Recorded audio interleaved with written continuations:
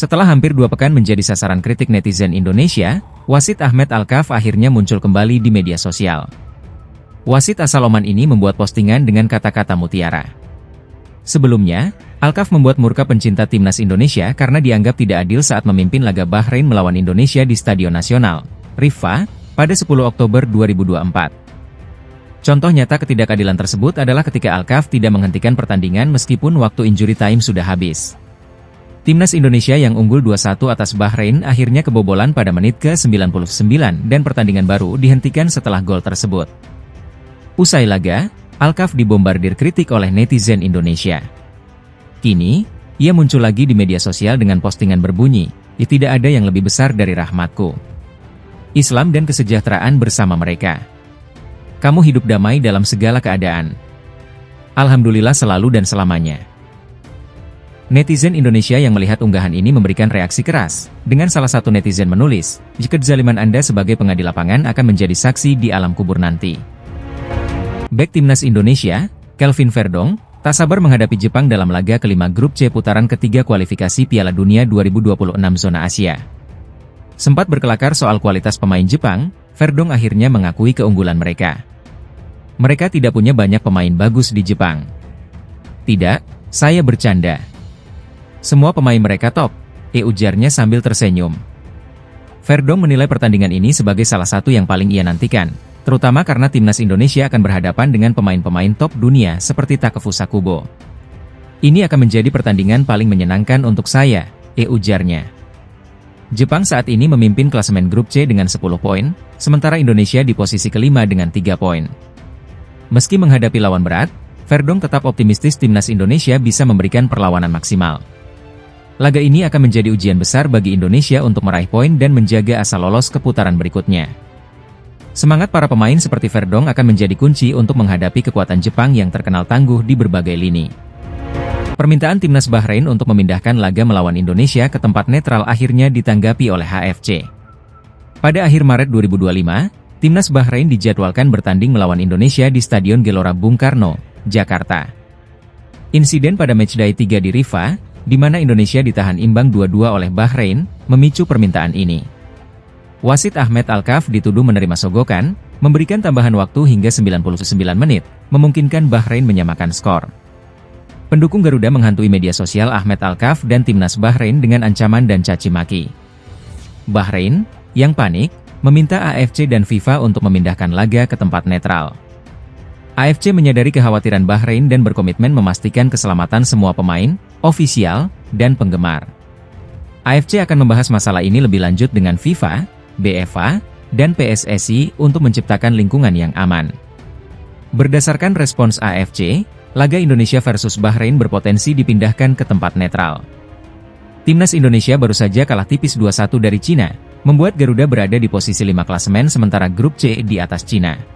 Federasi Sepak Bola Asia, AFC, menanggapi permintaan Asosiasi Sepak Bola Bahrain, BFA, yang menolak bermain di Jakarta saat melawan timnas Indonesia dalam kualifikasi Piala Dunia 2026 zona Asia.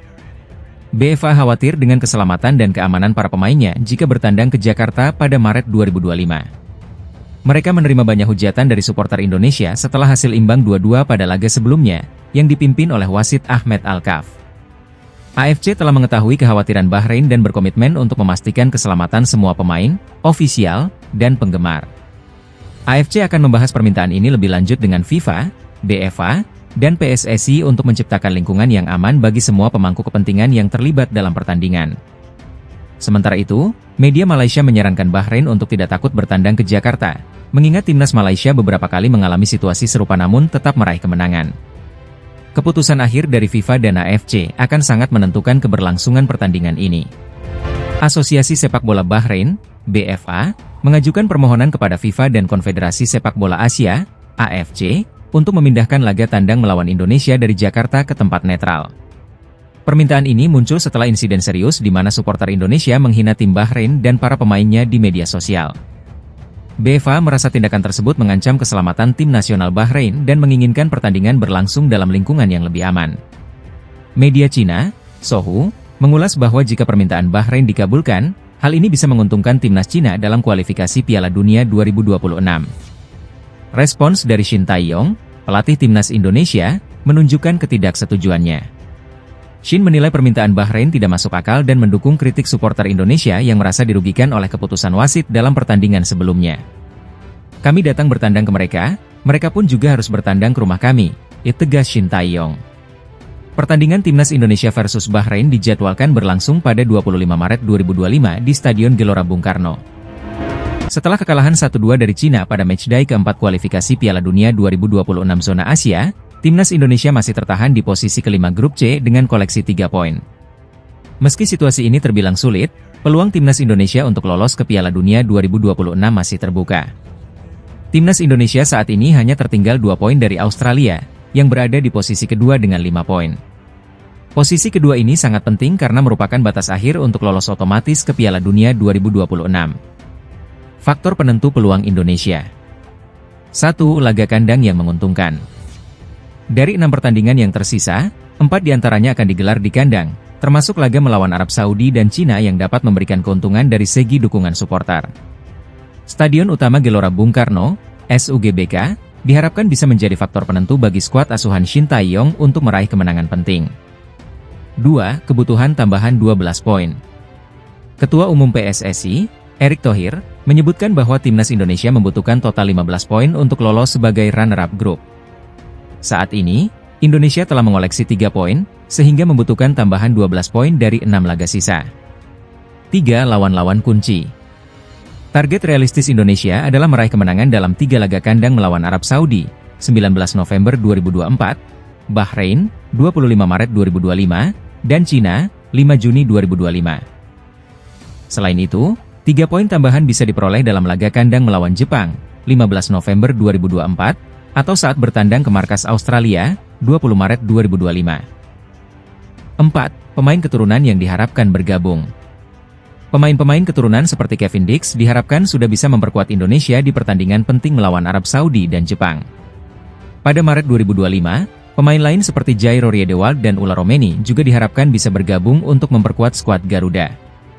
Klasemen sementara grup C kualifikasi Piala Dunia 2026 zona Asia, setelah matchday keempat.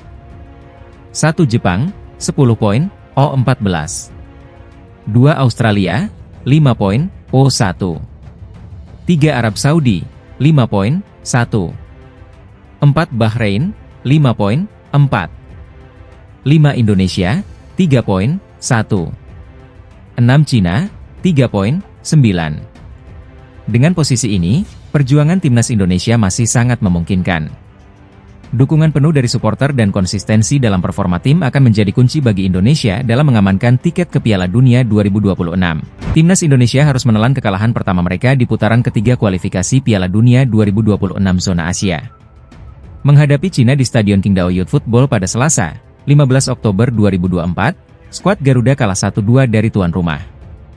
Cina membuka keunggulan pada menit ke-21 lewat gol Behram Abdueli, disusul gol Zhang Yuning menjelang babak pertama berakhir. Indonesia hanya mampu membalas 1 gol melalui Tom Haye di menit ke-86. Gol Tom Haye terjadi setelah lemparan jarak jauh Pratama Arhan. Bola yang sempat dihalau pemain Cina jatuh ke kaki Haye yang berhasil memanfaatkannya menjadi gol. Pelatih Shin Tae-yong mencoba melakukan perubahan dengan memasukkan Marcelino Ferdinand, Rizky Ridho, dan Tom Haye di babak kedua. Namun, meski terus menekan, Indonesia gagal menyamakan kedudukan. Kemenangan ini menjadi yang pertama bagi Cina di putaran ketiga kualifikasi Piala Dunia 2026 setelah sebelumnya menelan 3 kekalahan beruntun. Sementara itu, kekalahan ini membuat Indonesia tertahan di papan tengah klasemen grup C. Setelah kekalahan ini, timnas Indonesia akan menjamu Jepang dan Arab Saudi pada November mendatang. Skuad Garuda berharap bisa bangkit dan meraih hasil positif di kandang. Babak ketiga kualifikasi Piala Dunia 2026 zona Asia semakin memanas. Di grup C, jadwal matchday 4 akan menyajikan duel seru antara Tiongkok melawan Indonesia serta Arab Saudi yang akan bertemu Bahrain.